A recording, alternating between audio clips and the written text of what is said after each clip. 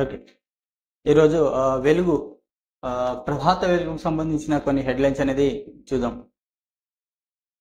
ఇక తుమ్మిడికుంట చెరువు నాగార్జున ఆక్రమించిన కొన్ని వివరాలు అనేది ఇవ్వడం జరిగింది. హైడ్రా కమిషన్ నిన్న నాగార్జునకు సంబంధించిన ఎన్ కన్వెన్షన్ అది కూల్చివేయడం జరిగింది.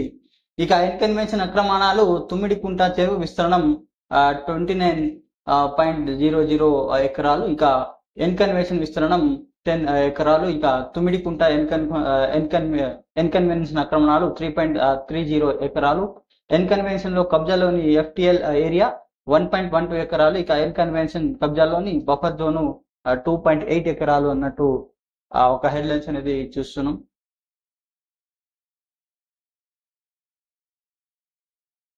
ఇక ఎన్ కన్వెన్షన్ కూల్చివేత, cine hero Nagarjuna function hall ను నేలమట్టం చేసిన హైడ్రా, మాదాపూర్ తుమ్మిడికుంట చెరువులో 3.30 ఎకరాలు ఆక్రమించినట్టు గుర్తింపు అన్నట్టు హైడ్రా కమిషన్ వెల్లడించింది. ఇక పట్టభూమితోనే కట్టిన ఒక అంగుళం కూడా ఆక్రమించలే నాగార్జున.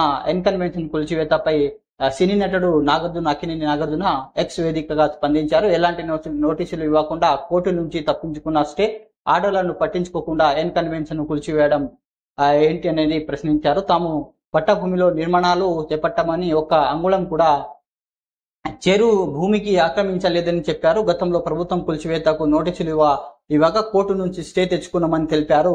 కోర్టు తనకు వ్యతిరేకంగా నాడు తీర్పు ఇచ్చే ఉంటే తానే ఎన్ కన్వెన్షన్ కూల్చేవాడని ఆయన చెప్పారు. తాజా పరిమాణాల వల్ల తాము అక్రమ నిర్మాణాలు చేపట్టిన ప్రజలు తప్పుగా అర్థం చేసుకోవడం అవకాశం ఉందన్నారు నాగార్జున. ఎక్స్ వేదికగా ఆయన ట్వీట్ అనేది చేయడం జరిగింది. అంతకుముందు నాగార్జునపై కొన్ని ఆరోపణలు కూడా వచ్చాయి. ఆయనకు కొన్ని వేల ఎకరాలు ఉంది, ఆయన రైతు బంధు కూడా తీసుకోవడం జరిగిందంటూ కొన్ని వార్తలు అనేది వచ్చినట్టు మనం గమనించాం. ఇక ఎన్ కన్వెన్షన్ కూల్చివేతపై హైకోర్టు స్టే, యథాతథిగా స్థితిని కొనసాగించాలంటూ ఆదేశాలు, నోటీసులు ఇవ్వకుండా ఇలా కూల్చివేస్తారని హైడ్రాకు ప్రశ్నించిన హైకోర్టు అన్నట్టు ఒక హెడ్లైన్స్ కూడా చూస్తున్నాం. ఇక FTL లోని 1.12 ఎకరాలు, బఫర్ జోన్ 2.18 ఎకరాలు ఉదయం 7 గంటల నుంచి కూల్చివేతలు, 3 గంటలలోపు నేలమట్టం. హైకోర్టును ఆశ్రయించిన మధ్యాహ్నం కల్లా స్టే తెచ్చుకున్న నాగార్జున. ఇక ఆలోపే నిర్మాణాన్ని కూల్చివేసిన ఆఫీసర్లు చెరువు చుట్టూ ఉన్న ఇతర నిర్మాణాలు కూడా ఇక 3.3 ఎకరాలు ఆక్రమించారు. హైడ్రా కమిషన్ రంగనాథ్ ప్రకటనలో వెల్లడించారు. ఇక సినీ ప్రముఖ సినీ నటుడు అక్కినేని నాగార్జున చెందిన ఎన్ కన్వెన్షన్ హైడ్రా కూల్చివేసింది. హైదరాబాద్ మాదాపూర్ తుమ్మిడికుంట చెరువు వద్ద ఉన్న నిర్మాణం కూల్చివేతకు అధికారులు శనివారం భారీ బందోబస్తు నడుమ చేపట్టారు. చెరువును కబ్జా చేసి నాగార్జున దాన్ని కట్టినట్టు ఆరోపించారు. ఇక మొత్తం 3.5 ఎకరాలు ఆక్రమించి కన్వెన్షన్ నిర్మించినట్టు అధికారులు ఫిర్యాదు అందాయి. వీటిపై విచారణ జరిపిన హైడ్రా తుమ్మిడికుంట FTL లో ఎకరాలు 12 గుంటలు, బఫర్ జోన్ 2 ఎకరాలు 18 గుంటలు ఆక్రమించినట్టు గుర్తినట్టు నిర్ధారించారు. ఇక ఉదయం 7 గంటల నుంచే GHMC, town planning, irrigation, revenue శాఖ అధ్వర్యంలో హైడ్రా ఆఫీసర్ రంగంలో దిగారు. పోలీస్ బందోబస్తు మధ్య భారీ యంత్రాలతో ఎన్ కన్వెన్షన్ నిర్మాణాన్ని నేలమట్టం చేశారు. ఓవైపు కూల్చివేతలు జరుగుతుండని మరోవైపు హైకోర్టు ఆశ్రయించిన నాగార్జున మధ్యాహ్నం కల్లా స్టే తెచ్చుకున్నాడు. అయితే ఆలోపే ఫంక్షన్ హాల్ మొత్తాన్ని హైడ్రా నేలమట్టం చేసింది. అలాగే చెరువు చుట్టూ ఉన్న మరో 4 అక్రమ నిర్మాణాలు కూల్చివేసింది. 10 ఎకరాల్లో ఎన్ కన్వెన్షన్ నిర్మాణం. శేర్లింగంపల్లి మండలం ఖానామెట్ గ్రామ పరిధిలోని 29 ఎకరాల్లో తుమ్మిడిగుంట చెరువు విస్తరించి ఉంది. ఈ చెరువులో కొన్ని 10 ఎకరాల విస్తరణ cine hero Nagarjuna N convention పేరుతో 2010లో భారీ ఫంక్షన్ హాల్ నిర్మించారు అన్నట్టు ఒక హెడ్లైన్స్ అనేది చూస్తున్నాం. హైడ్రా కమిషన్ ఒకటే హెచ్చరించింది, ఏవైతే వాళ్ళు కబ్జా చేశారో చెరువుల కింద అవి తప్పకుండా చర్యలు తీసుకుంటామంటూ హైడ్రా కమిషన్ రంగనాథ్ వెల్లడించారు.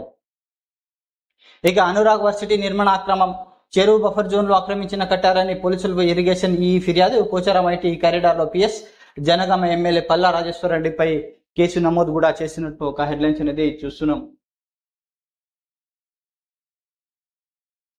ఇక చెరువు కబ్జాలకు బాధ్యుడు కేటీఆర్, మంత్రిగా 10 ఏళ్లు చర్యలు తీసుకునేందుకు ఆయన అరెస్టు చేయాలి. ఎంపీ రఘునందరావు. ఇక ఎన్ కన్వెన్షన్ BRS హయాంలో ఎందుకు కూల్చలేదు?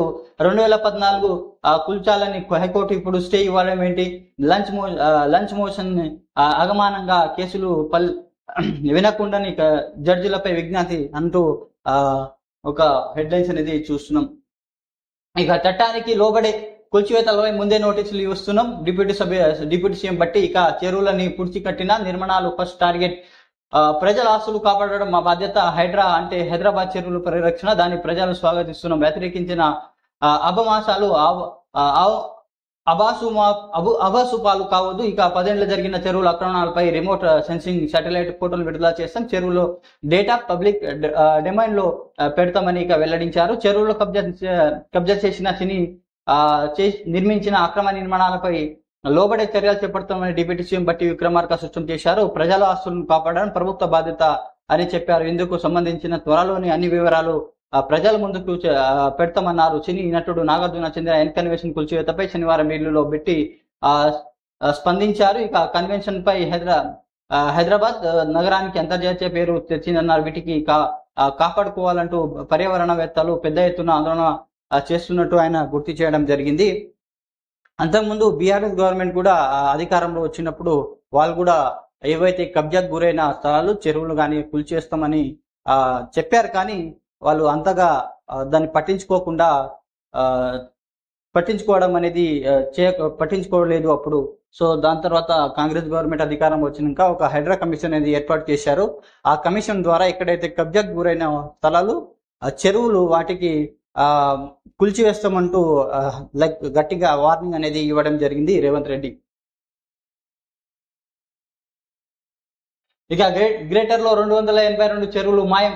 కబ్జాలతో కుంచుకుపోయిన మరో 209 చెరువులు, యథేచ్ఛగా ఇండ్లు, ఫామ్ హౌస్, స్పోర్ట్స్ క్లబ్ నిర్మాణం. హైడ్రా మరిన్ని పవర్స్ ఇవ్వాలంటూ నిపుణులు సూచించాలంటూ ఒక హెడ్లైన్స్ అనేది చూస్తున్నాం. ఇక గ్రేటర్ హైదరాబాద్ పరిధిలో ఒకప్పుడు నీటితో కళకళలాడిన వందలాది చెరువులు కబ్జాల పేర్లతో చిక్కుకొని ఇప్పుడు కనుమరుగు అయ్యాయి. కొందరు కనిపించిన ప్రతి చెరువులు ఆక్రమించి ప్లాట్లుగా మార్చి సొమ్ము చేసుకున్నారు. మరికొందరు సిక్కం భూములు ఆక్రమించి విల్లాలు, ఫామ్ హౌస్ కట్టుకున్నారు. అలాంటి వారి పట్ల గత ప్రభుత్వం చూసి చూడనట్లు వ్యవహరించడం మరింత రెచ్చిపోయారు. కబ్జాతో హైదరాబాద్ చుట్టూ ఔటర్ రింగ్ లో వరకు 282 చెరువులు మాయమైపోయి 209 చెరువులు అనవాళ్లు కోల్పోయాయంటూ ఒక హెడ్లైన్స్ అనేది చూస్తున్నాం. ఇది స్పష్టంగా ఇక్కడ ఒక ప్రకటన అనేది ఇచ్చారు. 289 చెరువులు మాయమైనట్టు ఒక హెడ్లైన్స్ అనేది చూస్తున్నాం. అంతకుముందు గవర్నమెంట్ కూడా కేటీఆర్ అనడం జరిగింది. అప్పుడు బీఆర్ఎస్ గవర్నమెంట్ ఉన్నప్పుడు మేము కూడా అలాంటి చర్యలు తీసుకుంటామనే వాళ్ళ ప్రభుత్వం అనేది ఎలాంటి చర్యలు తీసుకోలేదు. తర్వాత కాంగ్రెస్ గవర్నమెంట్ వచ్చిన తర్వాత హైడ్రాను ఏర్పాటు చేసి ఇలాంటి చర్యలు తీసుకోవడం జరుగుతుంది. ఇక కేంద్ర ప్రభుత్వ ఉద్యోగులకు బేసిస్ లో 50% పింఛన్, యూనిఫైడ్ పెన్షన్ స్కీమ్ కేంద్ర కేబినెట్ ఆమోదం. 2025 ఏప్రిల్ 1 నుంచి అమలు. 23 లక్షల మందికి ఉద్యోగుల లబ్ధి. ఇక bio E3 policy, Vigyan Dhar scheme okay అంటూ ఒక హెడ్లైన్స్ అనేది చూస్తున్నాం. ఇక కేంద్ర ప్రభుత్వం ఉద్యోగులు ఆర్థిక భద్రత కోసం రూపొందించిన యూనిఫైడ్ పెన్షన్ స్కీమ్ కు కేంద్ర కేబినెట్ ఆమోదం తెలిపింది. ఈ స్కీమ్ కింద ఉద్యోగులకు బేసిక్ లో శాలరీ 50% వరకు పెన్షన్ అందుతుంది. ఇక దేశవ్యాప్తంగా 23 లక్షల మంది ఉద్యోగులకు ఈ పథకంలో లబ్ధి పొందుతున్నారు. ప్రధాని నరేంద్ర మోడీ అధ్యక్షన శనివారం జరిగిన కేంద్ర కేబినెట్ ఈ మేరకు పలు కీలక నిర్ణయం తీసుకున్నట్లు ఒక ప్రకటన అనేది ఒక హెడ్లైన్స్ అనేది ఇక్కడ చూస్తాం. ఇక గుజరాత్ లో హైదరాబాద్ సైబర్ క్రైమ్ భారీ ఆపరేషన్ అంటూ ఇక సిఏ సహా 36 మంది క్రిమినల్స్ అరెస్టు. 70 ప్రాంతాల్లో 40 మంది పోలీసులు సోదాలు. 13 రోజులు రీసెర్చ్ ఆపరేషన్. దేశవ్యాప్తంగా 983, రాష్ట్రంలో 131 కేసుల్లో లింక్స్, ట్రేడింగ్, ఇన్వెస్ట్మెంట్ పేరుతో మోసాలు. 20 కేసులో రూపాయలు 12.49 కోట్లు కొట్టేసిన సైబర్ క్రిమినల్స్. ఇక రూపాయలు 38.28 లక్షలు, 112 సిమ్ కార్డులు, 410 చెక్ బుక్స్ స్వాధీనం అంటూ ఒక హెడ్లైన్స్ అనేది చూస్తున్నాం. ఇది ఈరోజు మనం ప్రభాత వెలుగు సంబంధించిన కొన్ని హెడ్లైన్స్ అనేది చూస్తున్నాం. ఇక సాక్షికి సంబంధించిన కొన్ని వార్త అనేది చూసి ఇక గబ్బర్ గుడ్ బై. భారత క్రికెట్ శిఖర్ ధావన్ ఆటకు విడుదల పలికారు. ఇక అంతర్జాతీయ దివాళీ దేశవాళీ క్రికెట్ నుంచి రిటైర్ అవుతున్నట్టు ప్రకటించారు. భారత జట్టు తరఫున ధావన్ 34 టెస్టులో 2315 నుంచి ఇక 166 వన్డేలో 6793 ఇక 68 T20లో 1759 పరుగులు సాధించారు. 2013 ఛాంపియన్స్ ట్రోఫీలో భారత్ గెలుపుకోవడం ఓపెనర్ గా ధావన్ కీలక పాత్ర పోషించారంటూ ఒక హెడ్లైన్స్ అనేది చూస్తున్నాం. శిఖర్ ధావన్ ప్రస్తుతం పంజాబ్ నుంచి కెప్టెన్ గా వ్యవహరిస్తున్నారు IPL మ్యాచ్లలో. సో ఈయన ఇంటర్నేషనల్ మ్యాచెస్ కి విడుకోలు పలికినట్లు ఒక ప్రకటన అనేది ఇంకా చూస్తున్నాం.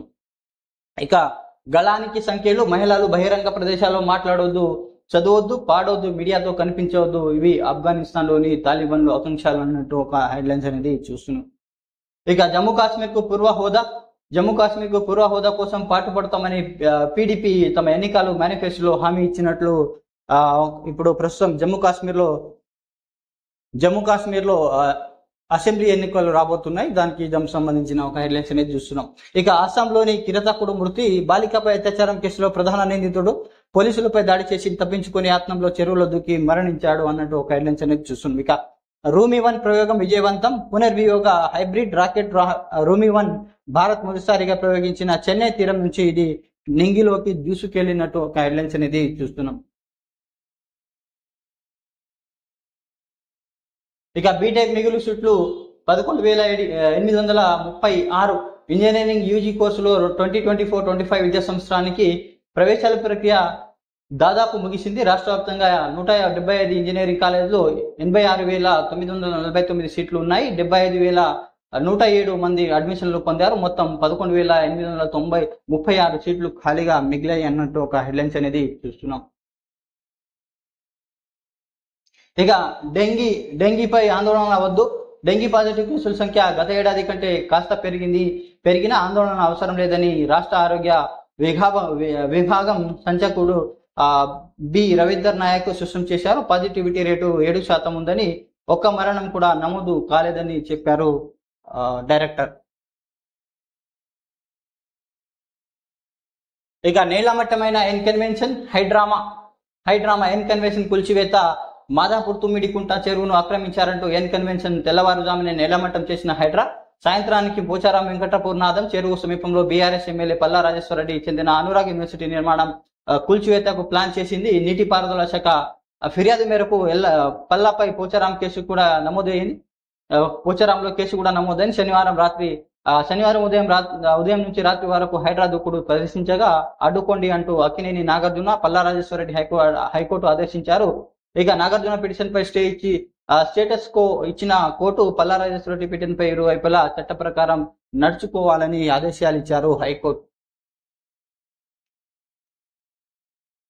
ఇక సినీ నటుడు అక్కినేని నాగార్జున చెందిన ఫంక్షన్ హాల్ ను కూల్చివేసిన హైడ్రా, తుమ్మిడికుంట చెరువు ఆక్రమించిన కట్టారనే ఆరోపణల చర్యలు ఫిర్యాదు చేసిన జనం కోసం సంస్థ మంత్రి కోమటిరెడ్డి వెంకటరెడ్డి. ఇక కూల్చివేతకు పక్క ప్రణాళికతో వచ్చిన అధికారులు ఉదయం నుంచే భారీ బందోబస్తు, అటువైపు స్థానికులు, మీడియాను అనుమతించని వైరం, 7 భారీ యంత్రాలతో 4 గంటల్లో కట్టడం, నేలమట్టం, చెరువు చుట్టూ ఉన్న ఇతర నిర్మాణాలు కూడా తొలగింపు అన్నట్టు ఒక హెడ్లైన్స్ అనేది చూస్తున్నాం.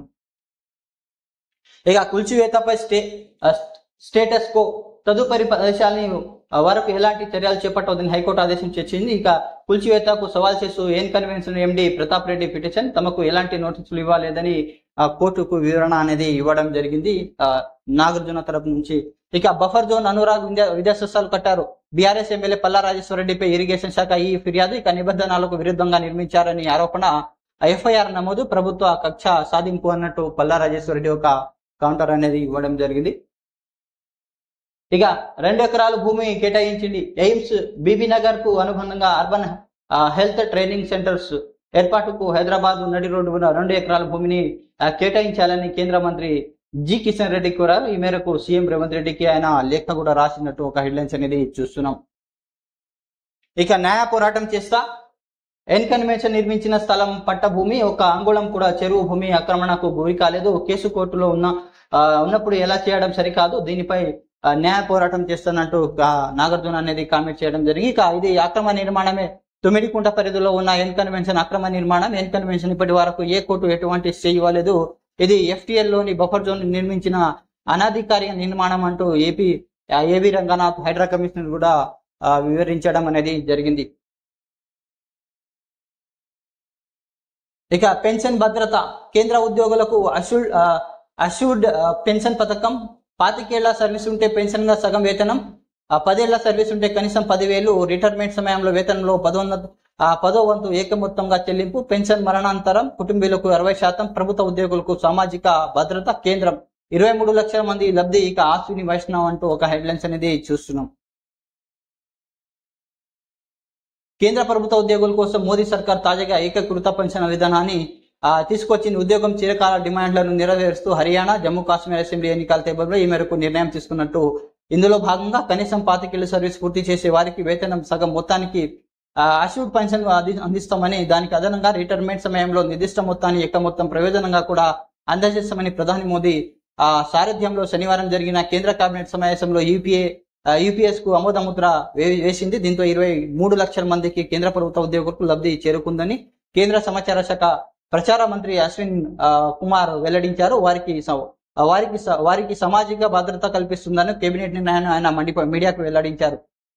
నూతన జాతీయ పెన్షన్ విధానం ఉన్న ఉద్యోగులు యూపీఎస్ కు మార్చవచ్చని చెప్పారు. 2004 జనవరి 1 తర్వాత సర్వీస్ లో చేరిన వారికి ఈ పథకం వర్తించును.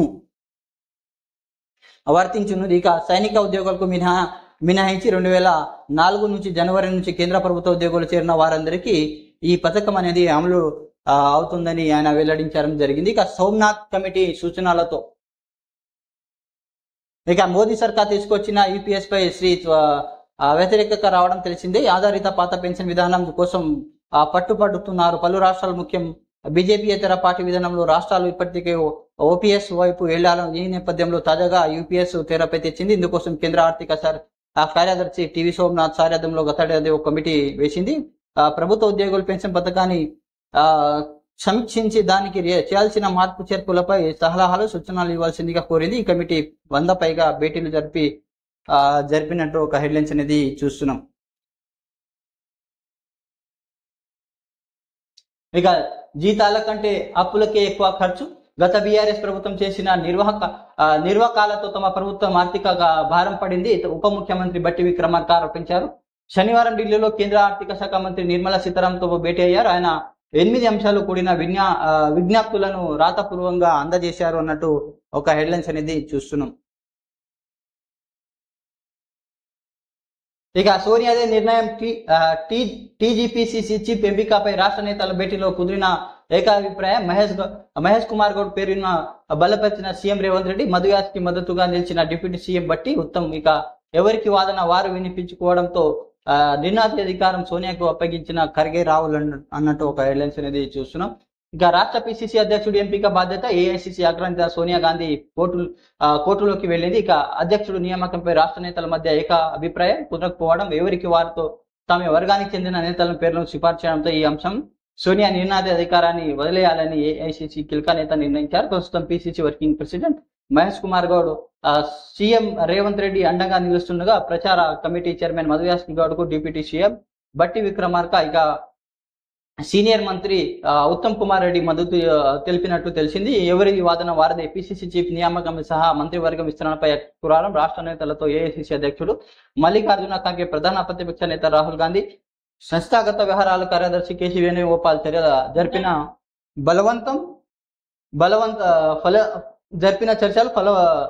ఫలవంతం కానట్టు తెలిసింది. 2004-2014 మధ్య యూపీఏ ప్రభుత్వంలో ఎంపీగా పనిచేసిన అనుభవంతో పాటు ఢిల్లీలో నేతలు సత్సంబాలు ప్రచార కమిటీ చైర్మన్ గా ఇటీవల అసెంబ్లీ ఎన్నికల్లో పనితీరు చేసినట్లు మధుయాస్ కు కూడా ఒక హెడ్లైన్స్ అనేది చూస్తున్నాం. ఇక మహిళా కమిషన్ కార్యాలయం వద్ద మాట్లాడుతున్న కేటీఆర్, చిత్రంలో సత్యవతి, సబిత, సునీత కేటీఆర్ కాను అడ్డుకొని ఆందోళన చేస్తున్న సునీత రావు తదితరులు అన్నట్టు ఒక చూస్తున్నాం. ఇక హుందాగా ఉండాలనే క్షమాపణలు చెప్పా, చట్టాన్ని మహిళలను గౌరవించే వ్యక్తిని నేను, మహిళా కమిషన్ ఎదుట హాజరైన కేటీఆర్ కాన్వాయ్ని అడ్డు తగిలిన మహిళలు, కాంగ్రెస్ అధ్యక్షురాలు సునీతారావు, బీఆర్ఎస్ కాంగ్రెస్ మహిళా నేతల ఆందోళన దద్దరిల్లిన మహిళా కమిషన్ కార్యాలయం అంటూ ఒక హెడ్లైన్స్ అనేది చూస్తున్నాం.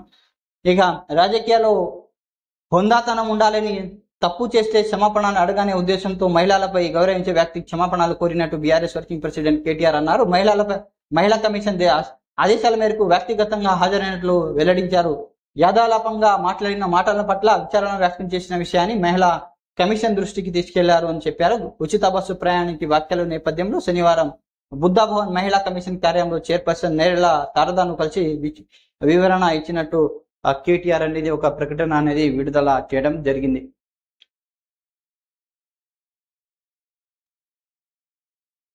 ఇక కొంతమంది వృద్ధులు వేధింపులో పోకిరీలు, సిటీమ్స్ చిక్కుతున్న అకతాయిల్లో యువతతో పాటు 50 ఏళ్ల పైబడ్డ వారు కూడా అన్నట్టు ఒక హెడ్లైన్స్ అనేది చూస్తున్నాం. ఇక 10 ఏళ్లలో 529 మంది సిటీమ్స్ కౌన్సిలింగ్, వెలికి చర్చలతో దొరికిన మరో 5800 మంది మైనర్లు, మాఫ్టీలో తిరుగుతూ అకతాయిలు భరతం పడుతున్న సిటీమ్స్. రాష్ట్ర వ్యాప్తంగా ఇప్పటి వరకు 6122 ఎఫ్ఐఆర్ నమోదు. సిటీమ్స్ తో మహిళల్లో పెరిగిన భరోసా అన్నట్టు ఒక హెడ్లైన్స్ అనేది చూస్తున్నాం.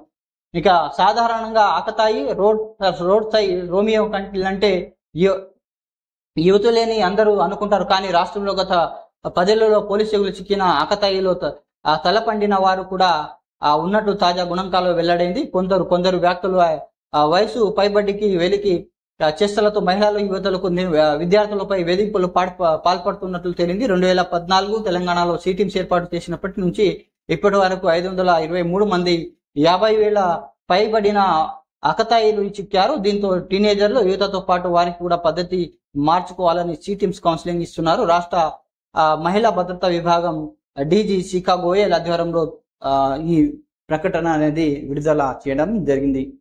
ఇది సాక్షికి సంబంధించిన కొన్ని హెడ్లైన్స్ అనేది చూసినాం.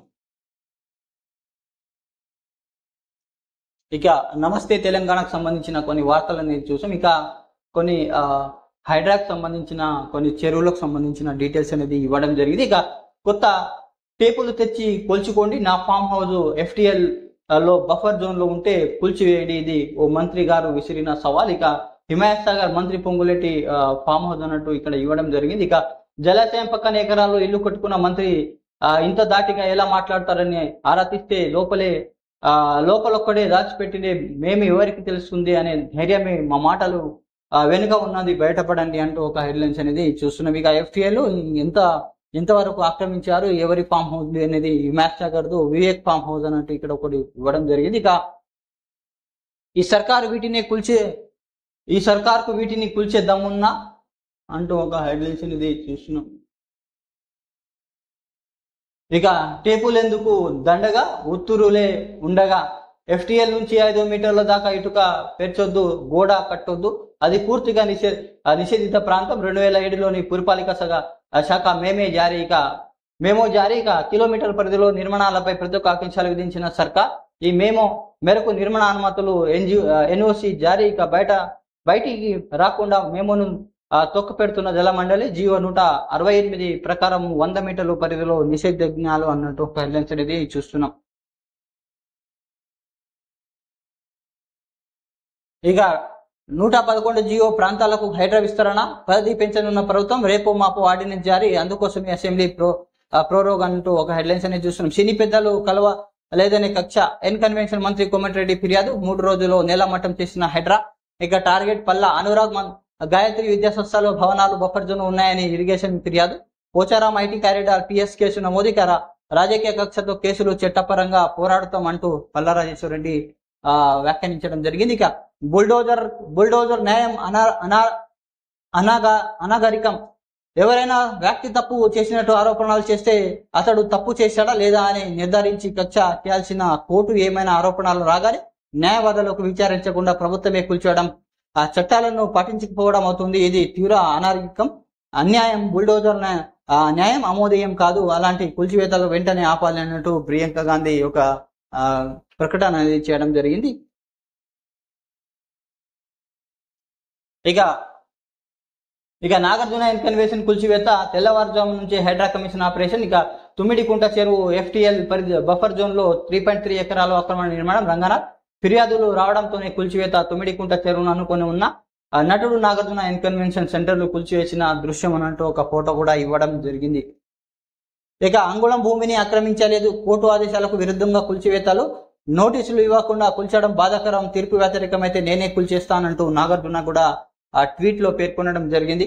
ఇక నోటీసులు గడుపు ఇవ్వకుండా ఎట్లా కులుస్తారు, ఏ నిబంధన కింద ఇంత అర్జెంట్ గా చర్యలు, హైడ్రాను నిరోధించిన హైకోర్టు అంటూ స్టే కూడా విధించడం జరిగింది. ఇక కొలువు రాలేదని ఆత్మహత్య, భూదాన్ పోచంపల్లిలో విషాదం, డెంగ్యూతో ఇంజనీర్ విద్యార్థి మృతి, మహబూబ్నగర్ జిల్లా తొర్రూరు ఘటన అన్నట్టు ఒక హెడ్లైన్స్ అనేది చూస్తున్నాం.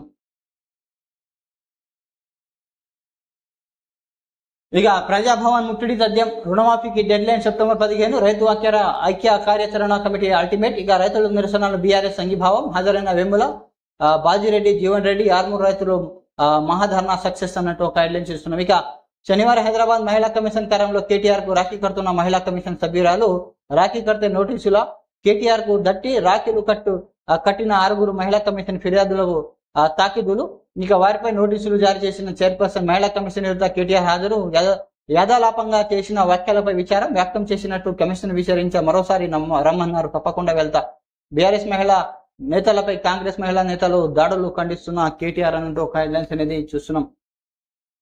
ఇక బేసిక్ పే పై 50% పింఛన్, యూనిఫైడ్ పెన్షన్ స్కీమ్ ప్రకటించిన కేంద్రం.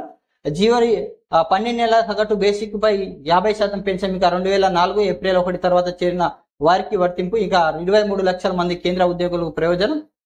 NPCS కొనసాగుతూ UPS లో చేరడం అన్నది ఉద్యోగులే నిర్ణయించుకోవచ్చు అని కేంద్రం అనేది వెల్లడించడం జరిగింది.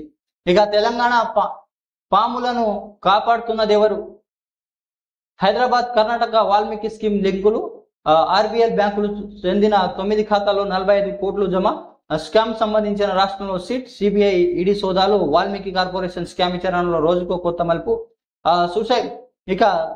సూసైడ్ తో స్కామ్ గుట్టరట్టు చేసిన సూపరింటెండెంట్ పై కేసు. ఇక అతడి కీలక నిందితుడు అని పేర్కొంటూ సిట్ రెండో ఛార్జ్ షీట్, తన భర్త కావాలని ఇరికిస్తున్నారని భార్య కవిత అన్నట్టు ఒక హెడ్లైన్స్ అనేది చూస్తున్నాం. ఇక సిద్ధు అవుట్, కర్ణాటక సీఎం మార్పు, పికుతులో కేసు సీఎం. ఇక సిద్ధుకు మద్దతుంటున్న ప్లాన్ బి సిద్ధం చేస్తున్న హైకమాండ్ అన్నట్టు ఒక హెడ్లైన్స్ అనేది చూస్తున్నాం.